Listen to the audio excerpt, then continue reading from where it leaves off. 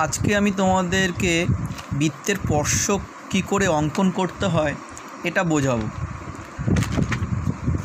এটা দশম শ্রেণীর অধ্যায় 17 নম্বর চ্যাপ্টার। তো প্রথমে জেনে নেওয়া যাক স্পর্শক। যেহেতু স্পর্শক অঙ্কন শেখাবো তাই আমাকে স্পর্শক কী জিনিসটা কী আমাকে জানতে হবে। স্পর্শক কাকে বলে? তো স্পর্শক কাকে বলে বলতে কী বোঝো? ধরো কোনো একটা সরলরেখা যদি বৃত্তকে কেবলমাত্র একটি বিন্দুতে স্পর্শ করে তবে ওই সরলরেখাটিকে বৃত্তের স্পর্শক বলা হয়। ধরো এই একটা বৃত্ত, এখানে অসংখ্য বিন্দু আছে, এই বৃত্তের পরিধির ওপর অসংখ্য বিন্দু আছে। তো এইখানে একটা বিন্দুতে যদি কোনো একটা সরলরেখা স্পর্শ করে তাহলে এইটা হবে কি, এই সরলরেখাটাকে বলবো আমি বৃত্তের স্পর্শক।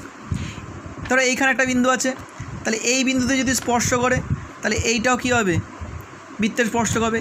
এরকম অসংখ্য বিন্দু আছে, তাহলে অসংখ্য বিন্দুতে কেবলমাত্র যদি একটি বিন্দু দিয়েই সরলরেখাটা যায়, মানে সরলরেখাটা পাস করে, তাহলে ওই সরলরেখাটাকে কী বলবো, বৃত্তের স্পর্শক বলবো। অর্থাৎ যদি কোনো সরলরেখা কোনো বৃত্তকে একটি বিন্দুতে স্পর্শ করে তবে ওই সরলরেখাটিকে বৃত্তের একটি স্পর্শক বলে। ঠিক আছে, এরপরে স্পর্শবিন্দু বলতে বোঝো। স্পর্শবিন্দু হচ্ছে যে বিন্দুতে স্পর্শকটি বৃত্তকে স্পর্শ করে। অর্থাৎ যে বিন্দুতে স্পর্শক বলতে এখানে সরলরেখাটি, ধরো এই বিন্দুতে সরলরেখাটা বৃত্তকে স্পর্শ করছে, তাহলে এই বিন্দুটাকে বলবো স্পর্শবিন্দু। আবার এই সরলরেখাটা এই বৃত্তকে এই বিন্দুতে স্পর্শ করছে, সুতরাং এই বিন্দুটাকে বলবো আমরা স্পর্শবিন্দু। বোঝা গেল? তাহলে স্পর্শক কী আর স্পর্শবিন্দু কী এটা জানা গেল। এরপর আমরা জানবো সাধারণ স্পর্শক বলতে কী বোঝো। সাধারণ স্পর্শক হচ্ছে যদি একটি সরলরেখা দুটি বৃত্তের প্রত্যেকটিকেই স্পর্শ করে তবে ওই সরলরেখাটিকে বৃত্ত দুটি সাধারণ স্পর্শক বলে। ধরো এই একটা বৃত্ত,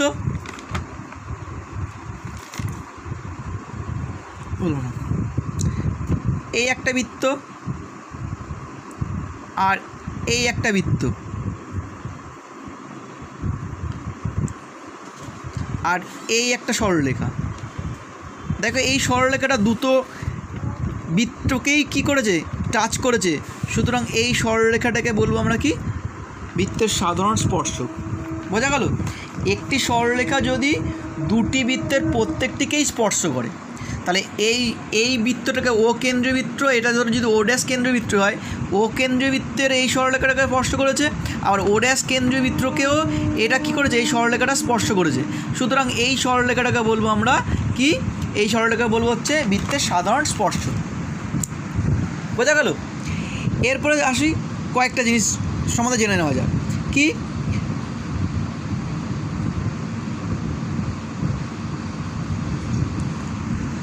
এই যে একটা বৃত্ত, এই বৃত্তের ওপর কোনো একটা বিন্দুতে কতগুলো স্পর্শক অঙ্কন করতে পারবো। দেখো এই বিন্দুতে কেবলমাত্র আমি একটি স্পর্শকই অঙ্কন করতে পারবো। তাহলে বৃত্তের ওপর অবস্থিত কোনো একটি বিন্দুতে কেবলমাত্র আমরা একটি স্পর্শকই অঙ্কন করতে পারবো। 2 নম্বর, ধরো আমি একটা বহিস্থ একটা বিন্দু নিলাম, এই বহিস্থ বিন্দু থেকে এখানে একটা বহিস্থ বিন্দু নিলাম, এই বহিস্থ বিন্দু থেকে বৃত্তের ওপর কটা স্পর্শক অঙ্কন করতে পারবো। এই বহিস্থ বিন্দু থেকে বৃত্তের ওপর আমরা দুটো স্পর্শক অঙ্কন করতে পারবো। কটা স্পর্শক অঙ্কন করে? দুটো। ধরো এই একটা স্পর্শক হবে আর এই একটা স্পর্শক হবে। ঠিক আছে, তাহলে এই বহিস্থ বিন্দু থেকে কেবলমাত্র আমরা দুটি স্পর্শকই অঙ্কন করতে পারবো। এবং মনে রাখবে এই অঙ্কিত স্পর্শক দুটোর দৈর্ঘ্য কী হবে, অঙ্কিত স্পর্শক দুটোর দৈর্ঘ্য হবে সমান। আর একটা জিনিস কি জানতে পারবো, এই যে বৃত্তের ওপর অঙ্কিত কোনো একটি স্পর্শক, এই বৃত্তের ওপর কোনো একটি স্পর্শক আর এই স্পর্শবিন্দুকে আমি ব্যাসার্ধ, ধরো এই বিন্দুতে এটা একটা স্পর্শক আর এটা হচ্ছে স্পর্শক বিন্দুকে আমি ব্যাসার্ধ, এরা পরস্পর কীভাবে অবস্থিত, এরা পরস্পর লম্বভাবে অবস্থিত। এই তিনটে জিনিস আমরা এখান থেকে জানতে পারব। ঠিক আছে, এরপরে আমরা এই অধ্যায়টিতে কি কি আছে একটু জেনে নেওয়া যাক। এই অধ্যায়টিতে আছে বৃত্তের উপরিস্থিত কোনো বিন্দুতে স্পর্শক নির্ণয়। এবার দেখো কি কি আছে, দেখো বৃত্তের উপরিস্থিত কোনো বিন্দুতে একটি স্পর্শক নির্ণয়, মানে বৃত্তের ওপর একটা বিন্দু আছে, ওই বিন্দুতে ধরো আমাকে স্পর্শক কী করে অঙ্কন করতে হবে।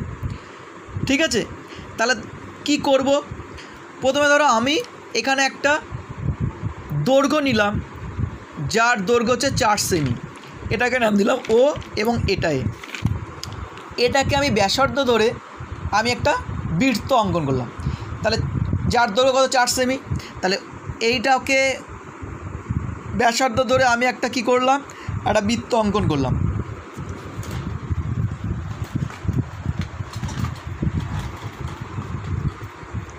ঠিক আছে, এই একটা ব্যাসার্ধ ধরে আমি কি করলাম, একটা বৃত্ত অঙ্কন করলাম, এই একটা বৃত্ত অঙ্কন করলাম। ফার্স্টে কাজ হচ্ছে বৃত্তটা অঙ্কন করতে হবে।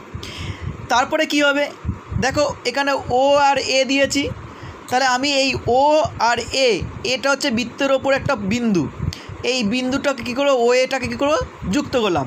আমাকে এই বিন্দুতেই স্পর্শক অঙ্কন করতে হবে। বৃত্ত বলেছে বৃত্তের ওপরস্থিত কোনো বিন্দু স্পর্শক নির্ণয়, তাহলে আমাকে এই বৃত্তের ওপরস্থিত বিন্দু হচ্ছে এই বিন্দুটা এদিকেও হতে পারতো, এদিকেও হতে পারতো, এদিকেও হতে পারতো, যে কোনো একটা জায়গায় নিলাম। আমি যদি এদিকে নিচের দিকে নিলাম, তাহলে এই বিন্দুতে আমি স্পর্শকটা অঙ্কন করব। তাহলে তারপরে স্টেপটা কী হবে, ও এটা যুক্ত করতে হবে। এবার এই বিন্দুতে তোমাকে কী করতে হবে, 90 ডিগ্রি অঙ্কন করতে হবে, কারণ আমরা জানি যে বৃত্তের স্পর্শক আর স্পর্শবিন্দুগামী ব্যাসার্ধ পরস্পর কীভাবে অবস্থিত, লম্বভাবে অবস্থিত। তাহলে আমি যদি এই পয়েন্টে 90 ডিগ্রি অঙ্কন করি, তাহলে 90 ডিগ্রি অঙ্কন করলে যে রেখাটা পাবো সেই রেখাটাই হবে কি, এই বৃত্তের স্পর্শক।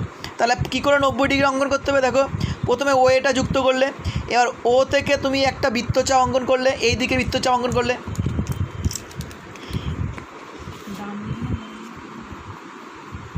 তুমি এখানে কম্পাসটা বসিয়ে এখানে একটা কী করবে,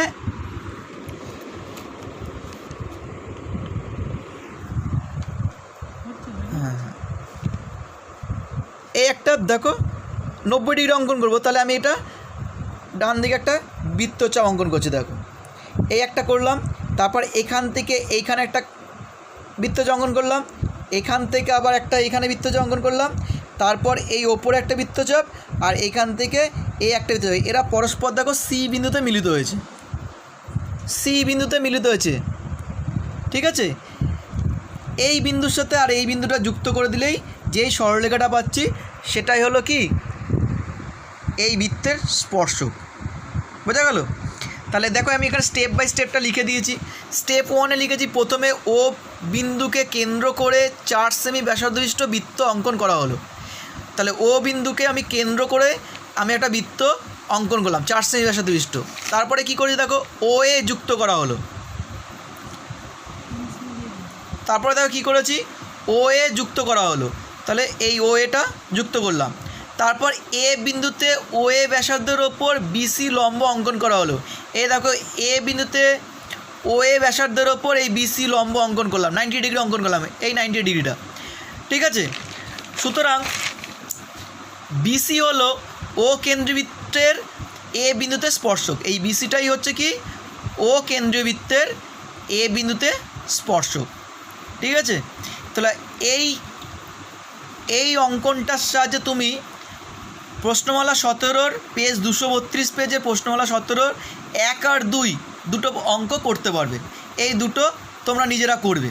ঠিক আছে, নেক্সট তোমাদের আছে, তাহলে এটা আমরা শিখলাম হচ্ছে বৃত্তের ওপর কোনো একটা বিন্দুতে স্পর্শক কী করে অঙ্কন করতে হয়।